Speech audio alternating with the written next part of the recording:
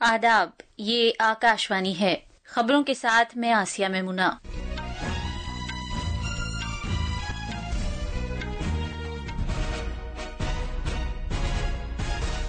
Parliament के दोनों ऐवानों की कार्रवाई एक मखसूस अक़लियती ग्रुप को रिजर्वेशन फराहम करने से मुतालिक कर्नाटक के नायब वजीर आला DK शिवकुमार के मुबैना बयानात पर कई बार मुलतवी की गई।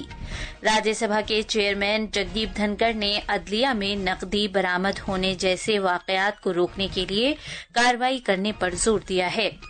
सदर जमहूरिया द्रौपदी मुर्मू ने कबायली बिरादरियों पर जोर दिया है कि वो खुद कफालत हासिल करने के लिए मरकजी हुकूमत की तमाम स्कीमों के फवाइद से इस्तेफादा करें। सेबी ने मखसूस FPI सरमायाकारी करने की हद को दोगुना करके 50,000 करोड़ रुपए कर दिया है। तुर्की ने इस्तांबुल के मेयर की गिरफ्तारी पर किए जाने वाले एहतजाजों के आगाज के बाद से 1,100 से ज्यादा लोगों को हिरासत में लिया है।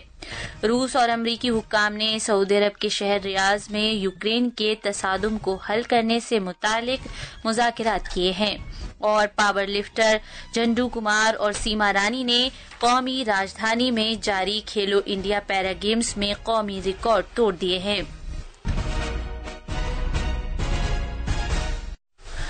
अब खबरें तफसील से।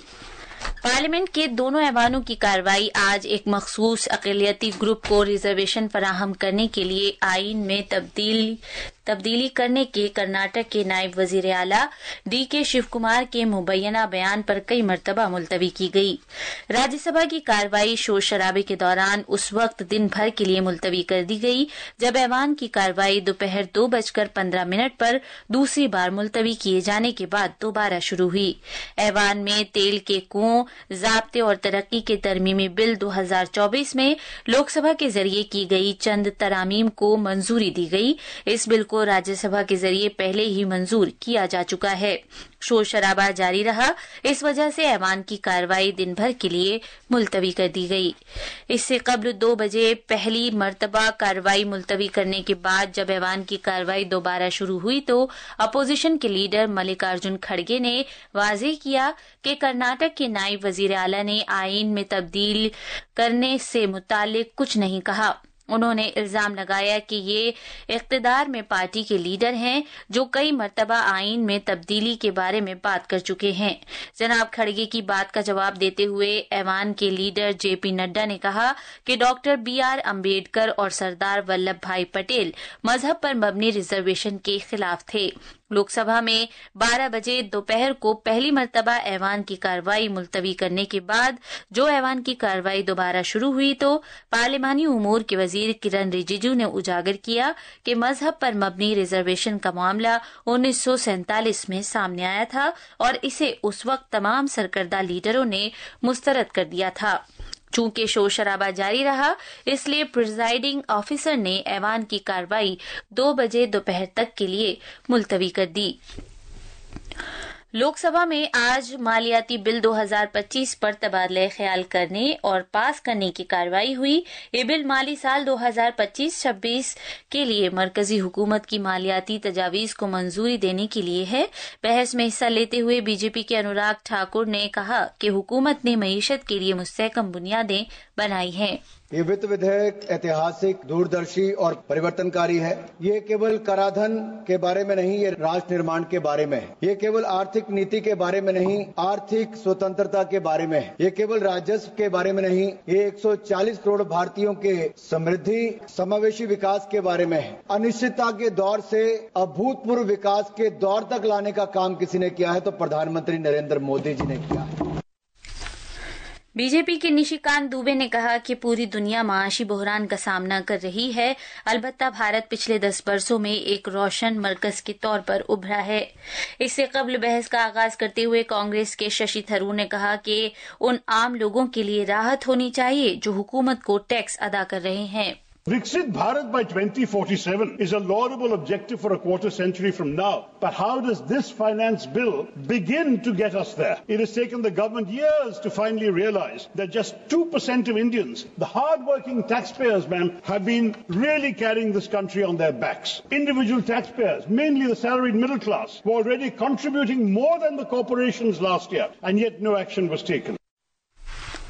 دیگر بہت سے اراکین نے اس بحث میں حصہ لیا، جن میں ٹی ایم سی کی Mahua Moitra, N C P S C P کی سپریا سولے، ٹی ایم کے کی ڈاکٹر کلانیدھی ویرا سوامی اور شیرومنی اکالی دل کی ہرسمرت کور بادل شامل ہیں۔ بحث نامکمل رہی۔ راجیہ سبھا کے چیئرمین جگدیپ دھنکڑ نے دلی ہائی کورٹ کے جج جسٹس یشونت ورما کی رہائش گاہ میں آگ لگنے کے بعد نقدی برآمد ہونے کے معاملے پر تشویش کا اظہار کیا ہے اور ایسے واقعات کو دوبارہ رونما ہونے کے سلسلے کو ختم کرنے پر زور دیا ہے۔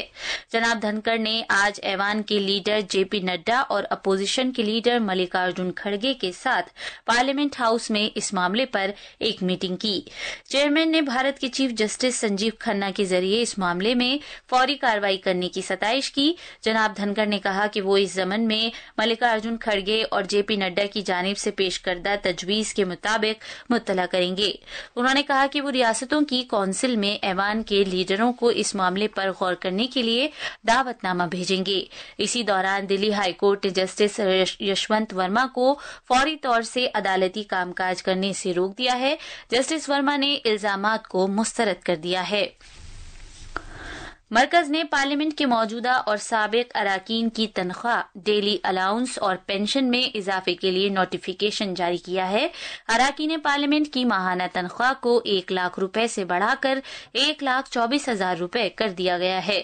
ڈیلی الاؤنس کو 2,000 روپے سے بڑھا کر 5,000 روپے کر دیا گیا ہے۔ موجودہ اور سابق اراکین پارلیمنٹ کے لیے ماہانہ پینشن پر بھی نظر ثانی کر کے اسے 25,000 روپے سے بڑھا کر 31,000 روپے کر دیا گیا ہے۔ اس اضافے کا اطلاق 1 اپریل 2023 سے ہوگا۔ صدر جمہوریہ دروپدی مرمو نے قبائلی برادری سے کہا ہے کہ وہ مرکزی اسکیموں سے فائدہ اٹھائیں اور خود کفیل بنیں۔ صدر جمہوریہ آج شام اوڈیشہ کے نیا گڑھ ضلع میں کالیا پلی کے مقام پر بھارتیہ بسوا باسو شابرا سماج کے یوم تاسیس کی تقریبات سے خطاب کر رہی تھی۔ انہوں نے معیاری تعلیم، ہنرمندی کے فروغ اور موبائل کنیکٹیویٹی کے ذریعے قبائلی گاؤں میں بنیادی ڈھانچے کو بہتر کرنے کے مرکزی سرکار کے عہد کو دہرایا۔ انہوں نے حاشیے پر رہنے والے قبائلی گروپوں کو خاص طور پر اصل دھارے میں شامل کرنے کی اہمیت پر زور دیا تاکہ وہ 2047 تک ایک وکست بھارت کے ملک کے ویژن کو حاصل کرنے میں اپنا رول ادا کر سکیں۔ صدر جمہوریہ اپنی آبائی ریاست اوڈیشہ کے 2 روزہ دورے پر آج سے پہر بھونیشور پہنچی ہیں۔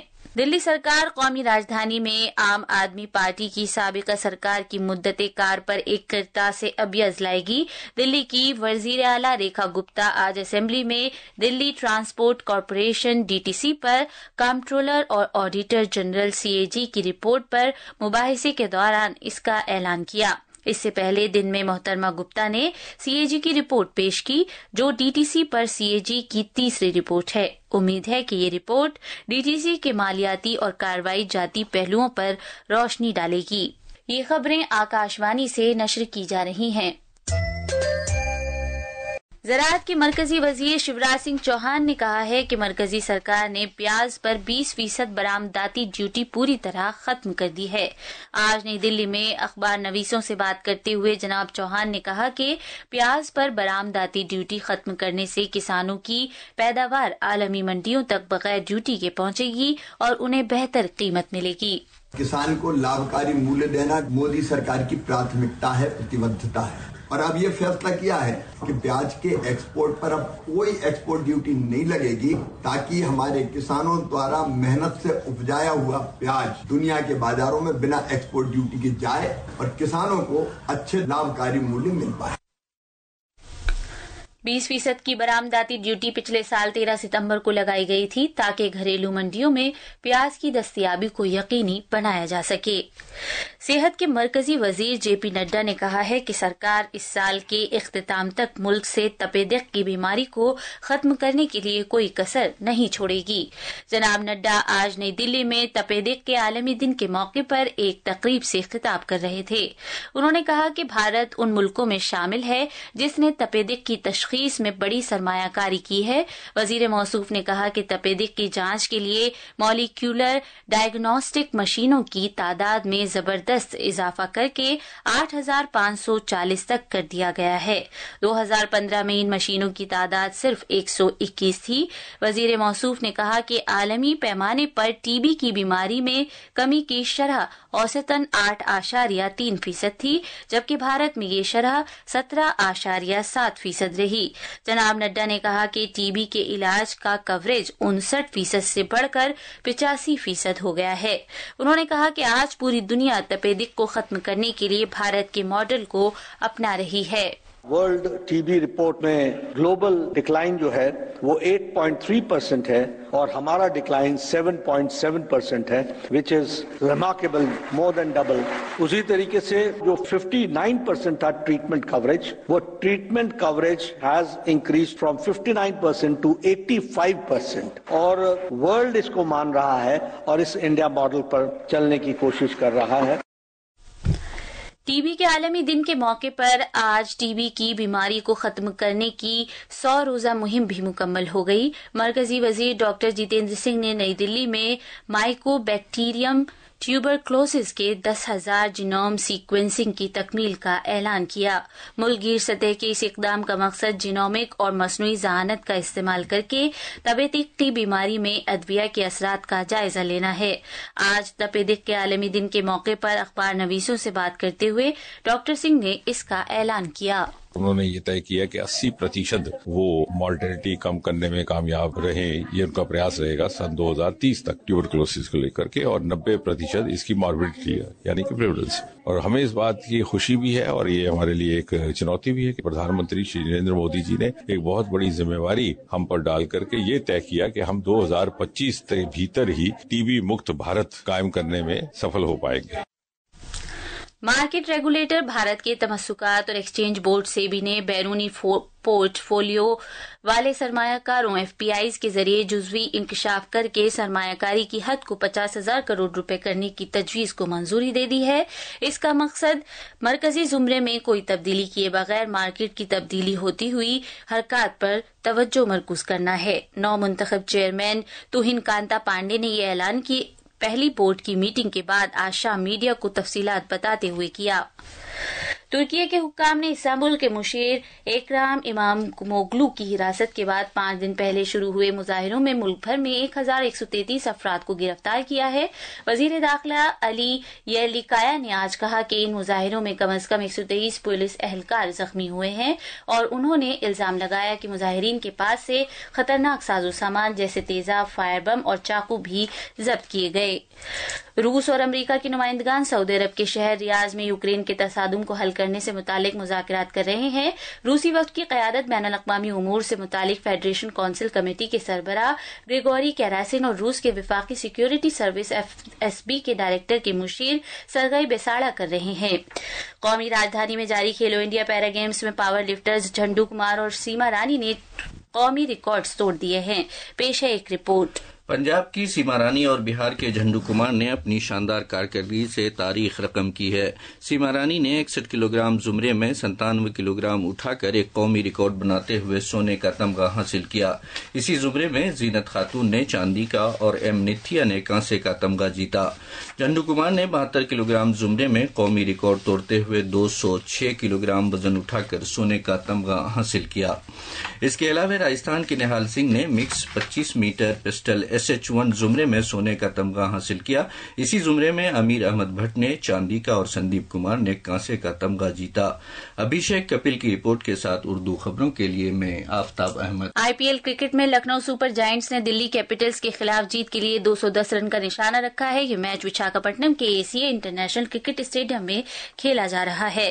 آخر میں خاص خبریں ایک بار پھر۔ پارلیمنٹ کے دونوں ایوانوں کی کارروائی ایک مخصوص اقلیتی گروپ کو ریزرویشن فراہم کرنے سے متعلق کرناٹک کے نائب وزیر اعلیٰ DK شیو کمار کے مبینہ بیانات پر کئی بار ملتوی کی گئی۔ راجیہ سبھا کے چیئرمین جگدیپ دھنکڑ نے عدلیہ میں نقدی برآمد ہونے جیسے واقعات کو روکنے کے لیے کارروائی کرنے پر زور دیا ہے۔ صدر جمہوریہ دروپدی مرمو نے قبائلی برادریوں پر زور دیا ہے کہ وہ خود کفالت حاصل کرنے کے لیے مرکزی حکومت کی تمام اسکیموں کے فوائد سے استفادہ کریں۔ اس کے ساتھ ہی خبروں کا یہ بلیٹن ختم ہوا۔